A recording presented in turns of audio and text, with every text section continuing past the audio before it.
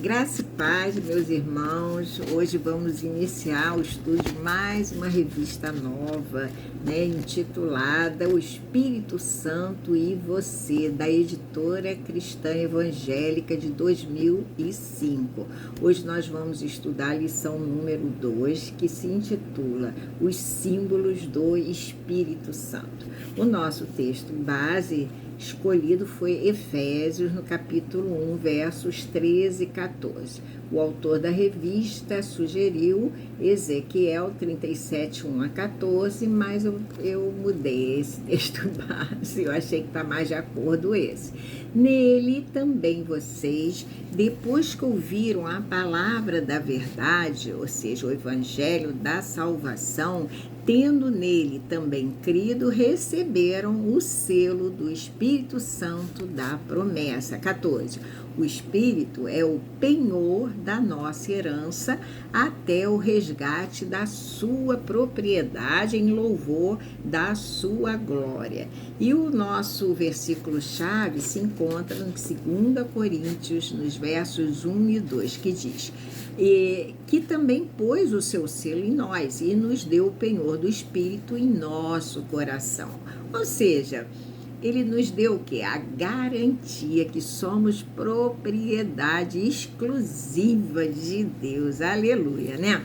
O alvo da nossa lição, que é onde nós queremos chegar com o estudo da lição como um todo, ao final do estudo, você deverá aprender os vários símbolos usados na Bíblia para descrever o Espírito Santo em nós. Os propósitos da lição, primeiramente no sentido do saber, no sentido cognitivo, ao final você deverá conscientizar-se da existência dos símbolos do Espírito Santo e o que cada um deles significa, ou seja, expressa. Agora, o propósito no sentido do sentir, existe aí um sentimento um sentimento envolvido. Ao final, você deverá desejar conhecer os símbolos do Espírito Santo para melhor entendimento da palavra de Deus. E, finalmente, conhecer o propósito no sentido do agir. A pergunta é: o que eu devo fazer, após aprender esse assunto? Então, ao final você deverá estudar e memorizar os símbolos do Espírito Santo para identificar suas características e seus efeitos atuantes na vida dos filhos de Deus. Oremos. Querido Deus, eterno Pai, louvado, exaltado, engrandecido seja, Senhor, o teu santo nome, adorado em todos os tempos. Meu Pai, muito obrigada por esse assunto que tu mesmo irá ministrar em nossos corações. Usa-me, Deus, apenas como instrumento em tuas mãos, Paizinho, e abençoa todos os ouvintes dessa videoaula, é o que eu te peço, Pai, em nome de Jesus Cristo, amém. Vamos então à introdução desse assunto, que vocês vão ver que é muito lindo. Então, de acordo com o texto básico que eu li há pouco, nós não podemos afirmar que o Espírito Santo, nosso Consolador, habita na pessoa desde o momento da sua conversão, a sua conversão a Jesus Cristo, naturalmente. Sim, quando ela passa, então, a fazer parte de quê? Do corpo de Cristo, ou seja, da sua igreja, da igreja de Cristo, onde recebe do Senhor os dons espirituais específicos para edificar-se, aperfeiçoar-se e unir-se mesmo a esse corpo aqui na terra. Certo? Então, toda essa, eu diria, transformação só é possível pela presença, e pelo poder transformador do Espírito Santo, que passa a habitar aonde? No coração do novo convertido. Então, entenderam? Na hora que você crer, você recebe o Espírito Santo de Deus, E vamos ver que, deixa eu botar aqui na ordem, senão eu vou me perder, caiu. Deixa eu botar rapidinho aqui, tudo na ordem, tá? Vamos ver o seguinte agora, mas sem esse poder, nós estávamos falando do poder transformador do Espírito Santo, né? Então, sem este poder, seria o quê? Totalmente, eu diria, impossível viver a vida cristã e servir a Deus. Vocês concordam? É claro, né? Na lição anterior, que nem foi dada por mim, né, pela irmã Vilma, o que nós vimos? Nós vimos que o Espírito Santo é uma pessoa, né? Pois possui todos os predicados de uma pessoa. Uma vez que ele fala, ele intercede, ele testifica, ele guia, ele entristece, né? Então, é uma pessoa, como nós estudamos. E hoje, nessa lição, nós estudaremos os símbolos do Espírito Santo. É importante essas minhas fichas para eu falar assim, concatenadamente, na ordem, senão acaba que esqueço, aí volto, então por isso eu me guio por uma linha dorsal, uma espinha dorsal, que é justamente essas fichas que eu preparo. Por isso que eu gosto de estar tudo na ordem para vocês, para eu não esquecer. Então, são quantos símbolos do Espírito Santo? São 6 símbolos representativos do Espírito Santo ao todo. Eu preparei até um cartazinho aqui, não sei se ficou bom, eu não sei desenhar, né?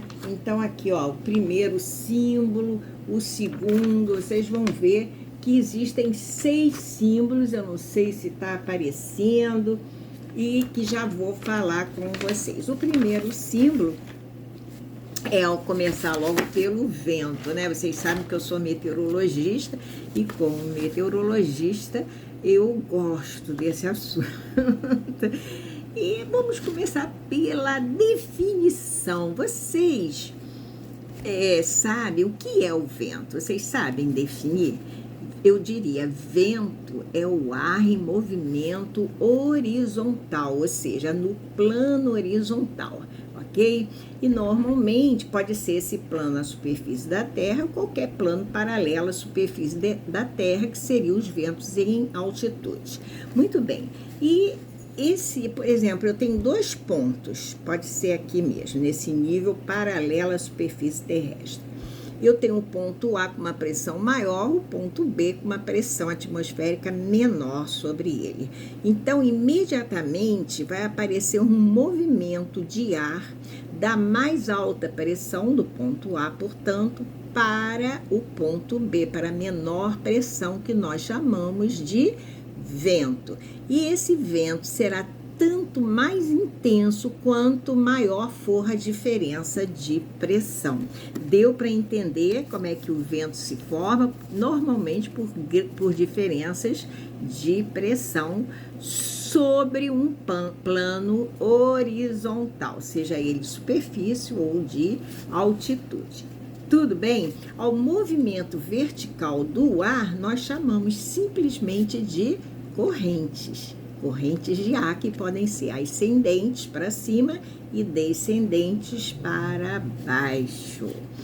Muito bem, a gente também deve aprender e deve saber que todo movimento ascendente de ar promove, quando esse movimento é intenso, há uma grande convecção de ar, uma grande subida de ar, promove o seu resfriamento, né?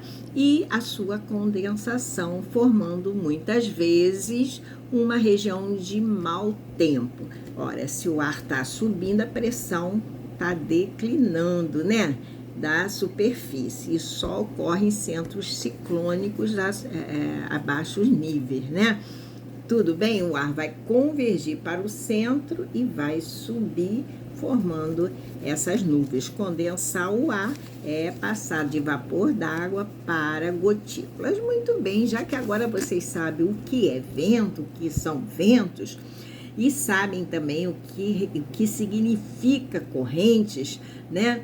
Nós vamos estudar logo, eu vou comentar logo, dois sistemas meteorológicos que estão associados a condições de mau tempo e de ventos violentos. O primeiro é o furacão, né? É o furacão. O furacão, ele já ocorre numa área horizontal maior e os ventos sopram, né, em torno deles e com uma velocidade relativa de quilômetros, de mais de 200 quilômetros, muitas vezes não atinge nem a 300 quilômetros por hora. Já nos tornados, que é o fenômeno meteorológico mais intenso, tem até uma figura que eu lembrei, ó, aqui é o tornado, tá vendo? Aqui é a nuvem de funil, né? E o movimento rotacional do ar, que é um centro de baixa superfície, tá? O movimento rotacional do ar está se promovendo, ocorrendo dentro dessa coluna de nuvens. Esse é o fenômeno mais intenso que ocorre na superfície do planeta, onde os ventos podem atingir até mais do que 500 quilômetros por hora. Vejam só, onde há grandes devastações, né?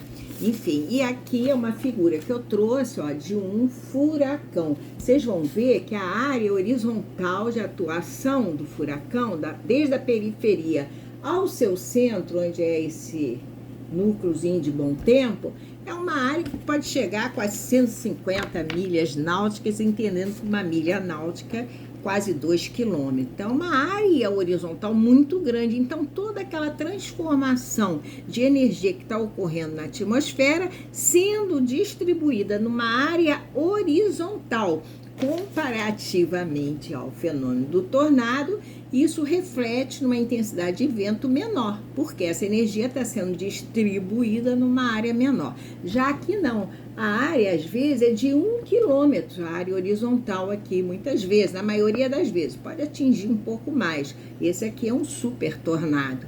Com certeza, essa área foi um pouco menor, mas não se pode comparar a do furacão. Então, a intensidade do vento, ou seja, toda essa transformação de energia, está ocorrendo dentro de uma área horizontal menor. Isso traduz-se em ventos muito mais intensos, né?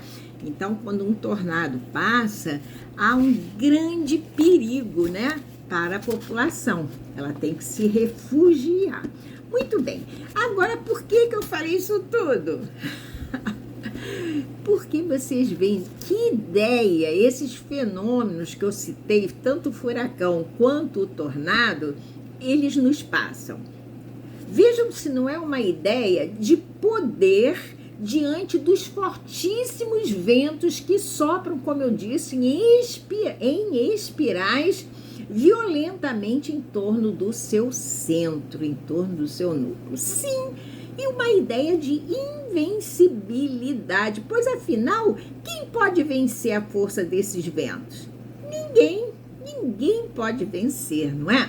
Assim é com o Espírito Santo de Deus, exatamente como esses ventos fortes que sopram em torno desses fenômenos, tanto furacão, tornado e de outros ventos fortes que atuam com força e poder em nós. O Espírito Santo, né, atua com força e poder em nós e nada e ninguém pode resistir à sua ação, assim como não pode resistir desses fenômenos, né? Assim como ocorre, né, com os ventos que eu acabei de citar. Assim ocorre com o Espírito Santo, né? Não se pode ver ou tocar. Você pode ver o vento, você pode sentir o vento, mas assim é com o Espírito Santo, né? Que você sente a sua presença em nós, mas você não pode tocar nele, né? Você não pode vê-lo também. Ora, essa força de Deus que nos move a níveis cada vez mais profundos de comunhão e intimidade com o Senhor,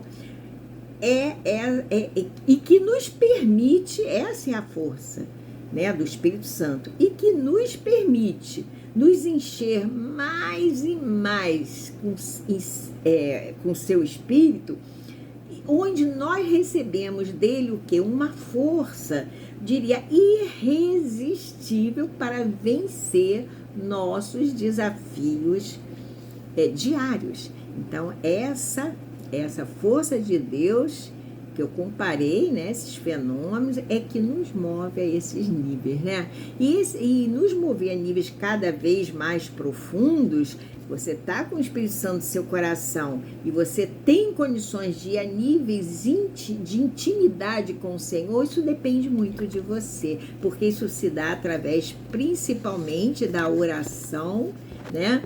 E da meditação na palavra de Deus, né? E quanto mais você orar e mais meditar e estudar, mais profundo o Espírito Santo te levará em comunhão com o Senhor. Tudo bem?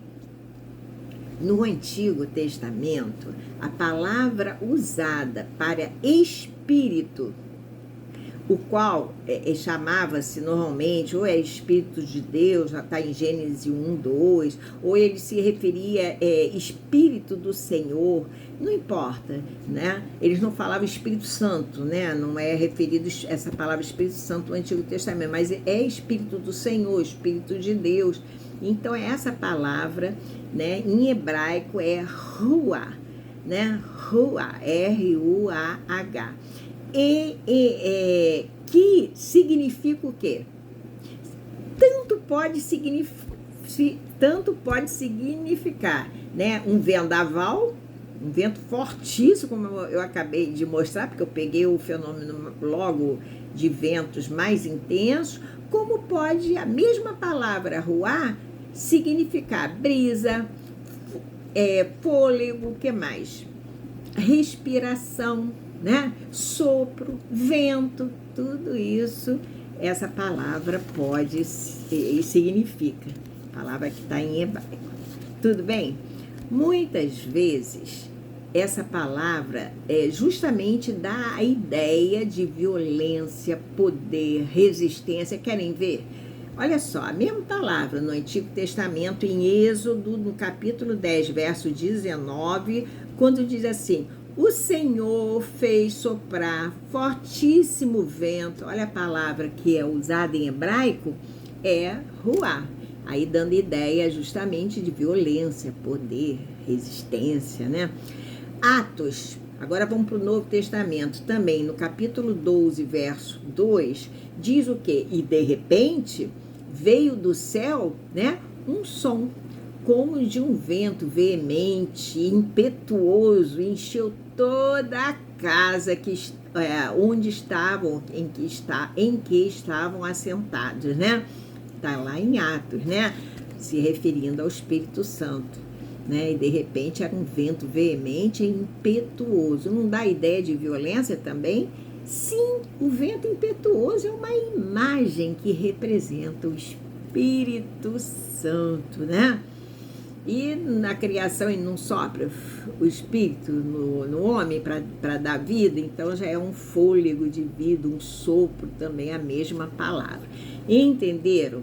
Então, o que se quer dizer é que o Espírito do Senhor age de que forma no homem? Com o poder, né, de um vento forte que o homem não pode resistir. Tudo bem? Há exemplo também de Ezequiel, né? Ezequiel no capítulo 37, verso 9, o que diz? Onde o profeta Ezequiel, né, ele profetiza, ele profetizou o quê nesse capítulo? Vocês devem lembrar dessa passagem que diz: vem dos quatro ventos, ó Espírito, e assopra sobre estes mortos, para que vivam. Trata-se aqui da visão do vale, né, de ossos secos, né, onde Deus ordenou a Ezequiel que profetizasse aos quatro ventos para que aqueles ossos secos, aqueles mortos, melhor falando, revivessem. E os ossos ali se cobriram, vocês vão de tendões, de músculo, né, assim, de peles. E o que aconteceu? A respiração, né? Entrou a respiração representando o Espírito Santo também nos corpos, ou seja, o Espírito entrou nos corpos, formando ali um enorme exército. ok? Se nós lermos João, já no capítulo 20, no verso 22, o que está escrito lá?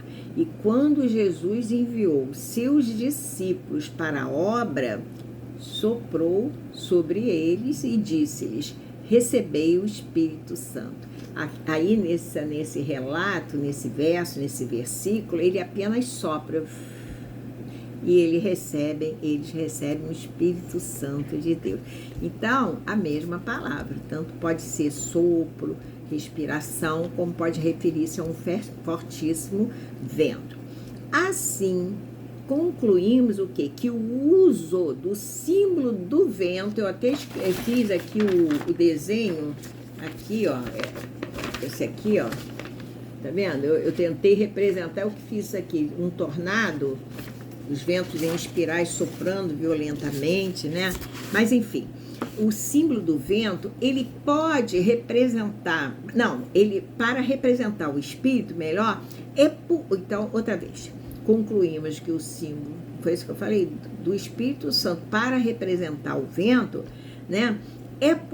Para representar o espírito, perdão, é porque o Espírito Santo de Deus possui as características que o vento possui. Quais são as características? Soberania. O vento sopra onde a gente diz onde ele quer, né? Mas é onde tem as grandes diferenças, normalmente de pressão, de temperatura, né? Dependendo do sistema, né? Então ele possui as características de soberania, de força, de invisibilidade. O Espírito Santo também, tanto o vento quanto o Espírito Santo que eu estou falando, né? Força, invisibilidade, impetuosidade, poder, resistência, que mais? Invencibilidade, né? Diante de um fenômeno daqueles, o homem fica impotente, nada pode fazer, né? O fenômeno vai vencer. Então a gente não pode, né, ir contra esses ventos. Assim, poderíamos perguntar: quem pode resistir à ação do Espírito Santo de Deus? Quem pode, né? Quem pode resistir à ação dos ventos na atmosfera? Também ninguém, né? Ninguém. Assim como não podemos resistir à ação de um forte vento, não podemos também resistir à ação do Espírito Santo em nós, né? Ele atua do jeito que ele acha que deve atuar em cada um de nós. Não é assim? Muito bem. E lembrando, né? Agora eu lembrei também uma coisa: nós só podemos sentir o seu efeito em nós sem poder tocá-lo. Agora eu lembrei disso, a gente não pode tocar no vento, né? Mas podemos sentir e sentimos o efeito sobre nós. Pode ser o efeito de uma simples brisa agradável, né? Mas nós estamos sentindo. E às vezes o Espírito Santo atua na pessoa como se fosse uma brisa.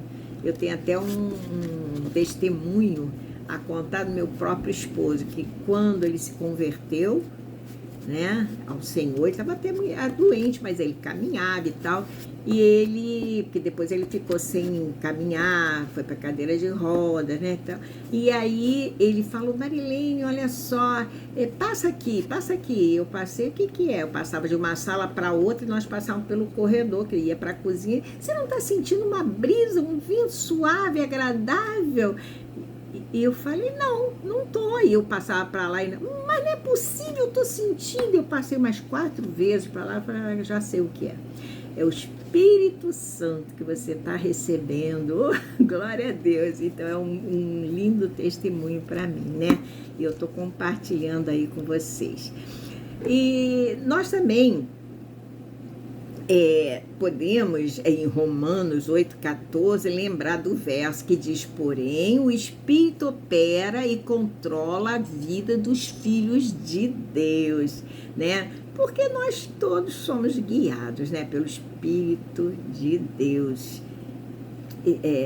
Isso é o Romanos 8,14 diz, né? Isso. Porém, o Espírito opera e controla a vida dos filhos de Deus, né? Porque todos os que são guiados pelo Espírito de Deus são os filhos de Deus. Não é isso que diz Romanos 8,14? Sim.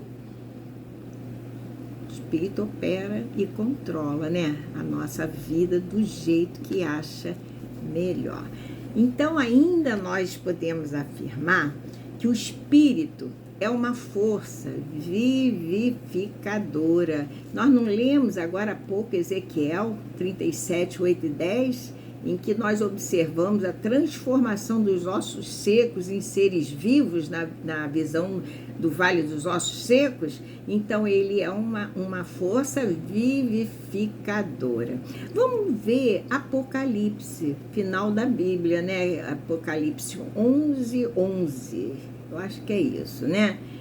Onde ele diz, e depois daqueles 3 dias e meio, né, o Espírito de vida, falou assim, vindo de Deus, entrou neles, e puseram-se sobre seus pés, e caiu grande terror sobre os que o viram, né? Aqui está falando a respeito daquelas 2 testemunhas, né, de Deus, daqueles 2 profetas de Deus, né, que Deus vai levantar, e eles conseguem abatê-las, e depois o Espírito de Deus, no caso aqui, né, o Espírito entra e torna a vivificá-los.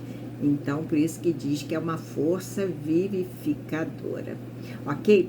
Vamos ao segundo símbolo do Espírito Santo, que é a pomba.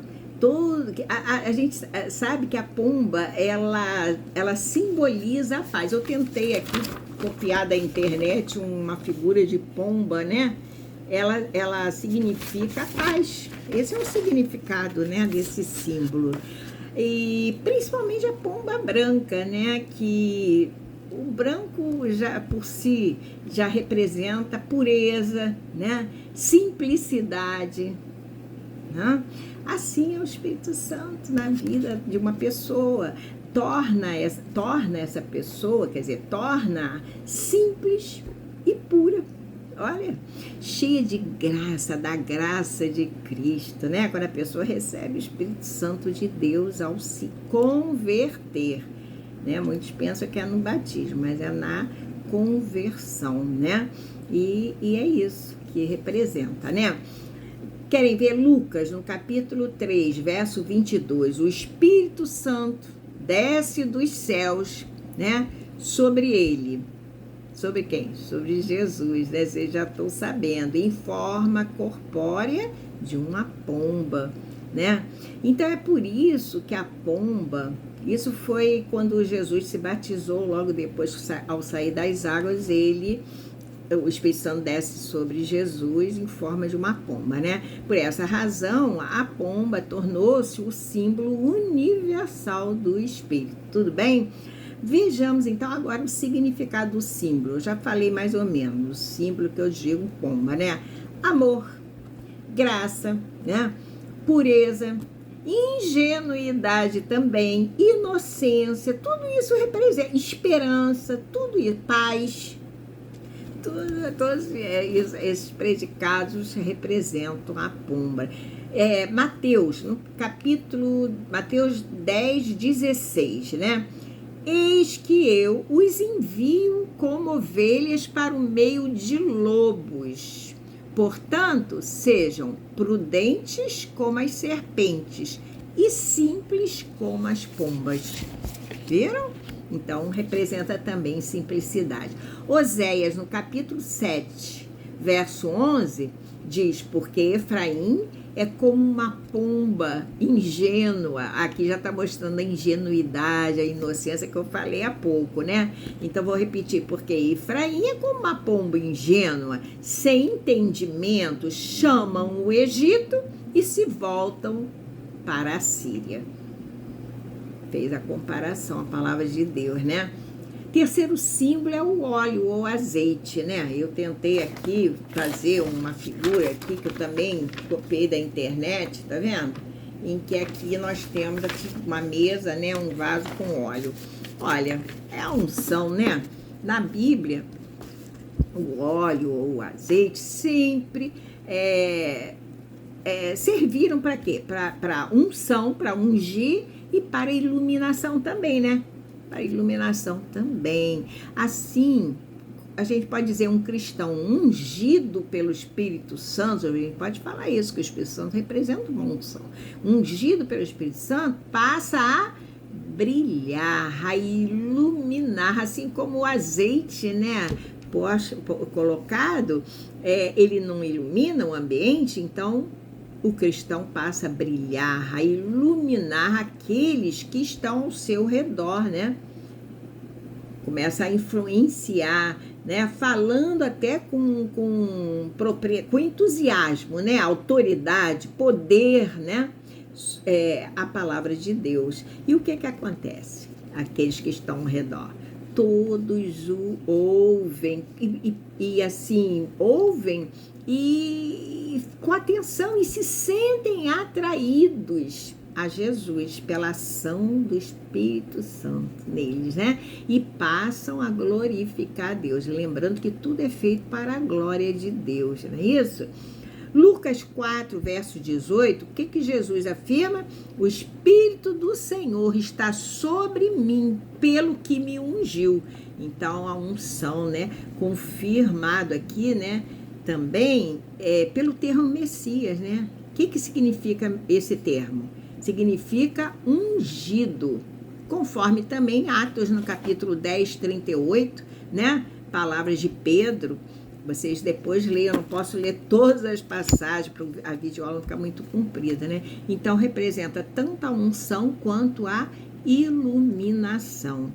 Mas por que da unção do óleo? Né? E essa unção era sobre os reis, aqueles que eram titulados, né? Que eram escolhidos como reis, sacerdotes. Por que dessa unção? Porque eles eram ungidos, né? Qual o seu significado na vida das pessoas? É que essas pessoas haviam recebido o Espírito de Deus para realizar o serviço do Senhor com poder. Isso segundo 1 Samuel, no capítulo 16, 13, que diz isso, né? Vocês depois leiam aí para confirmar, né? Então, vejam, a gente, no Antigo Testamento, não eram todos que tinham o Espírito Santo. Era uma concessão. Deus dava àqueles a quem ele sabia que iria realizar para ele um serviço. E aí precisava dessa unção. E Deus, então, concedia. Davi mesmo, né? Uma oração que ele fez: Senhor, não retira de mim o teu Espírito. Então, era dado a algumas pessoas, não é isso? E Atos 10, 38 não afirma que Deus ungiu a Jesus de Nazaré com o Espírito Santo e com poder? Sim. Assim, a unção do Espírito Santo diria, a fonte que mantém acesa, diria a luz, né? A luz, a chama, né? Do óleo divino nos corações de quem o recebe. Tudo bem? É muito lindo, né? E, finalmente, a unção, né, do Espírito, pelo derramamento do óleo ou do azeite, traz alegria. Vejamos o que está em Hebreus, no capítulo 1, verso 9. O que está escrito? Diz assim: por isso, Deus, o teu Deus, te ungiu com óleo da alegria, referindo-se a Jesus. Muito lindo. Isso foi revelado pelo Pai, referindo-se a Jesus, né? Por isso Deus, o teu Deus, te ungiu com óleo da alegria. No Antigo Testamento, o azeite puro, eu falei, era usado para manter a luz acesa, né? Continuamente no templo. Servia para iluminação, onde Deus era adorado, aleluia, conforme está em Êxodo, no capítulo 7, versos 20 a 21, né? Apontando aqui, no caso, que se nós estamos em Cristo, nós possuímos a unção permanente do Espírito Santo dele em nossos corações, assim como no templo, né? Que aquela luz não se apagava nunca, né? Você tem sentido, através da unção do Espírito que você possui, se você realmente é um convertido genuíno, convertido a Jesus genuinamente, você tem a unção do Espírito. E você tem sentido, através dessa unção que você possui, diria a luz, a iluminação, o brilho, o poder, que mais? A alegria, a chama no serviço para o Senhor. A alegria de servir ao Senhor o faz com excelência, o serviço. Isso é característica, é dado pelo Espírito que habita em você, que habita em mim, né? A gente deve procurar fazer tudo da melhor maneira. Vamos ao quarto símbolo, o quarto símbolo é o fogo. Eu também tentei desenhar aqui o fogo, né? Não sei desenhar bem não, mas esse é um símbolo que representa o Espírito Santo. Vamos ver. O Espírito também pode ser simbolizado pelo fogo, que representa a purificação. Veja que característica, Deus é perfeito, né? Viu todas as conotações do Espírito Santo e saiu fazendo, então, um paralelo com esses símbolos. O exemplo bíblico evidente que eu conheço, né, do uso do fogo para a purificação do crente, está em Pentecostes, né? Onde o Espírito Santo é esse fogo purificador. Atos, no capítulo 2, verso 3 e 4, o que diz? Línguas de fogo pousaram sobre cada um dos discípulos e todos ficaram cheios do Espírito, né? Lucas 3, 16 e 17, ele vos batizará com o Espírito Santo e com fogo. Palavras de João Batista referindo-se a Jesus, né? Muito bem, a Jesus. Mas afinal, qual o significado do símbolo do fogo?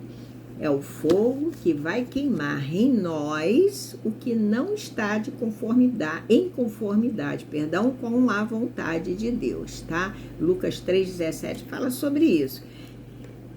Nós sabemos, inclusive, que as nossas obras serão provadas pelo fogo. Não esqueçam disso. Está em 1 Coríntios, capítulo 3, verso 13, isso que eu afirmei. Quinto símbolo, águas vivas. Eu não soube desenhar águas vivas, eu quis fazer, eu tentei, não sei se vai aparecer aqui uma cachoeira, mas eu não consegui fazer, como eu disse, sou péssima desenhista, né? Mas vamos ver, águas vivas, o que significa? Frutificação. Afinal, nós sabemos que a água, né, representa o quê? Vida. Pois sem esse recurso natural, nenhum animal ou vegetal consegue sobreviver, não é verdade? Então, sem água não há produção de alimentos, nem frutificação. Daí a preocupação que se tem quando se tem uma crise hídrica, não é verdade? E essa crise vai refletir numa seca, pode se refletir, não sei, numa seca prolongada, onde se tem o quê? Uma diminuição de colheita, né? Com prejuízo, né? No desenvolvimento dos frutos. Uma diminuição drástica, muitas vezes até impossível de germinar alguma árvore, algum vegetal ali, né? Jesus disse em João, capítulo 7, verso 38, quem crer em mim, como diz as Escrituras, do seu interior fluirão rios de água viva. E isso ele disse com respeito ao Espírito, né? Que haviam de receber os que nele crescem. João 7, 37 ao 39. Depois leiam. Jesus é a fonte da água viva. Ele também diz, né, em João 4,14, falando daquela mulher samaritana, mas aquele que beber da água que eu lhe der, nunca mais terá sede, porque a água que eu lhe der será nele uma fonte a jorrar para a vida eterna. Então, ele é a própria fonte, né? Isaías 44, verso 3, derramarei água sobre o sedento, derramarei o meu espírito. Vejam o paralelo, né? Vejam então agora, vamos atentar ao significado do símbolo das águas vivas, para representar o Espírito de Deus também. Vamos lá. A água refresca e satisfaz o sedento, satisfaz a sede de quem está ali, né? Então, paralelo agora, sacia a sede espiritual, né? Do novo convertido ou do cristão com a fonte de água viva que é Jesus. Tudo bem? A água, por si só, né, esse recurso natural, não satisfaz, não refresca nós, de uma maneira geral, e fazendo agora esse paralelo com o Espírito Santo, sacia a nossa sede espiritual, é ou não é?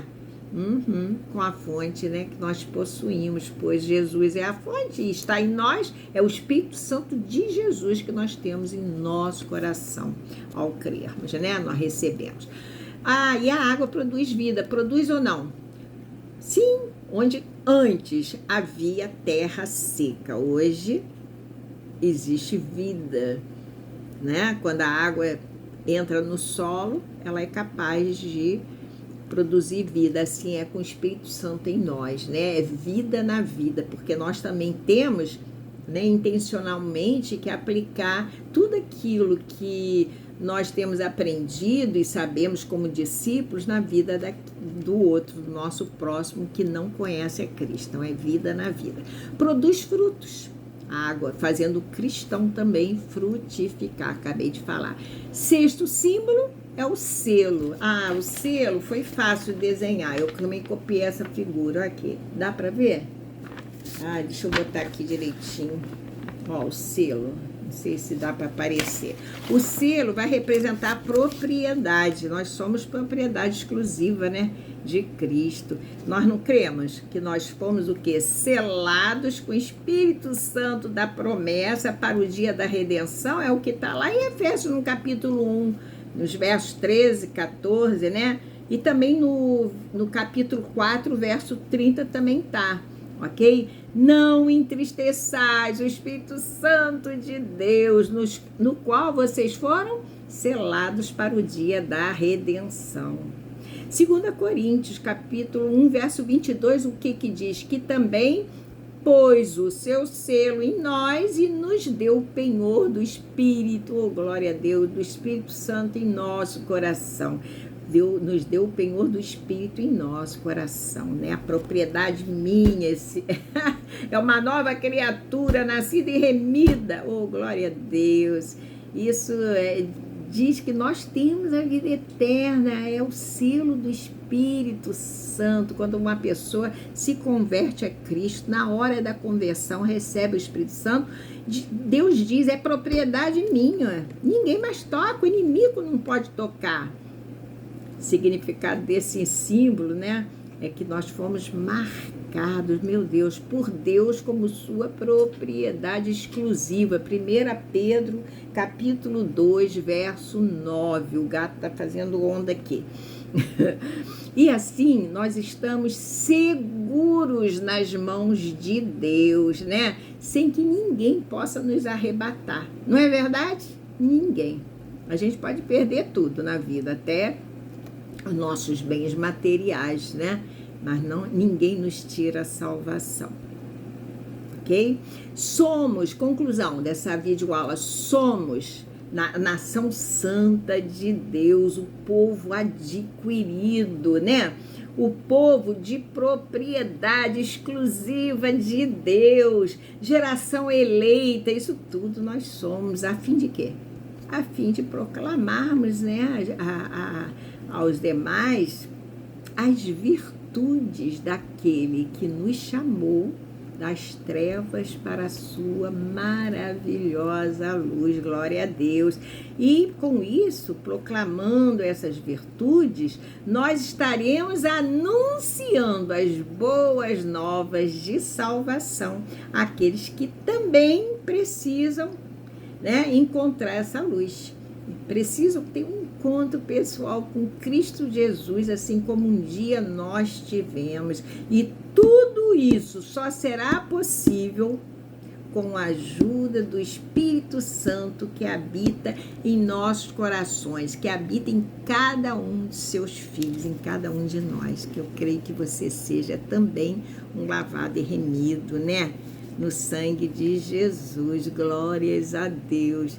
Então fiquem com Deus e até a próxima videoaula.